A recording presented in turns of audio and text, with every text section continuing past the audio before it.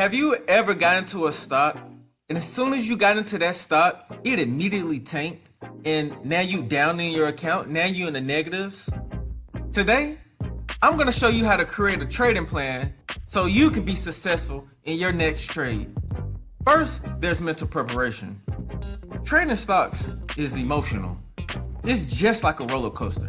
It goes up, it goes down, you go left, you go right, you bend, like you get thrown in all kinds of different directions. It's very emotional. So mentally, you must be prepared.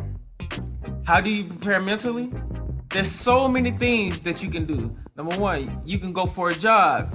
You can go lift weights. You can read a book. You can practice. You can study.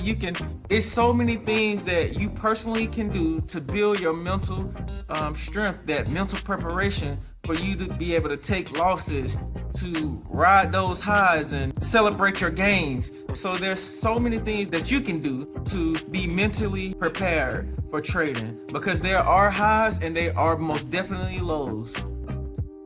Number two, you must have a strategy. I call it having a playbook. So there's so many different indicators, so many chart patterns out there that you need to familiarize yourself and pick a few, right? And once you pick a few, you master those few and you study, you practice, and you keep going and you going, and now you develop your own playbook, right?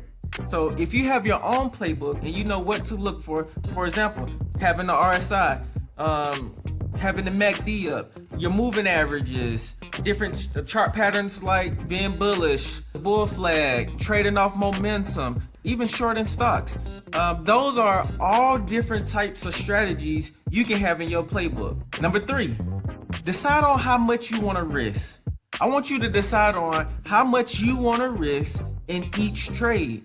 You don't want to go in with your whole account because you don't want to blow up your whole account. You need to manage at least about 10% of your account in each trade. Just put in 10% and you need to have a goal in mind. All right. Okay. So if I risk 10%, right, I want to risk these 10%, have a stop loss, right? I don't want to lose $200 on a $500 trade. You want to be able to take a $5 loss, a $10 loss, a $100 loss, and feel some type of way. You can feel down about it, but you're not out. You right? So know how much you want to risk. Decide on how much you want to risk. If you was able to lose this, would I be okay? So go in knowing your risk. Number four, now it's time for you to pick your stock and perform technical and fundamental analysis.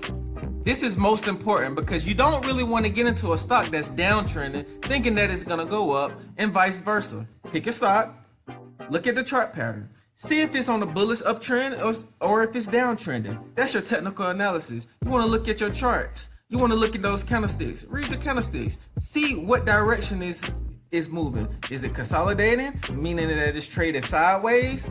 Just look at the candlesticks and decide on if it's bullish or bearish.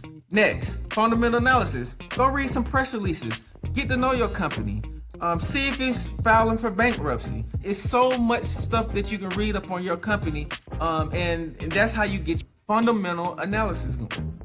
Number five, know your entries and your exits. You must know your targets because what goes up will come down, right? What goes up will come down. So you must know where you want to get in and where you want to get out. You must know where your price target is. And you must have a stop loss. We don't want no accounts wiped out. We don't want you to take any big losses. So have a 12 to 15 cent stop loss. If you buy one share of a company and you expect a company move $3 and now you having a $2 price target on there, have a 50-cent stop loss on there. It's important to have a stop loss. It's important to know where you want to take profits. Last but not least, number six, record everything. I want you to document everything. I want you to record your screen. I want you to screenshot your charts because it lets you know what you did wrong. It allows you to go study. Everything is hindsight once you finish trading, right? Oh, I made a mistake. Oh, I didn't record it, so I don't know how I made this mistake or what I did wrong. So I want you to record all your entries, your exits. When you do get in a trade, put a little note to the side of why you got into the trade, why you got in at that price, why did you sell.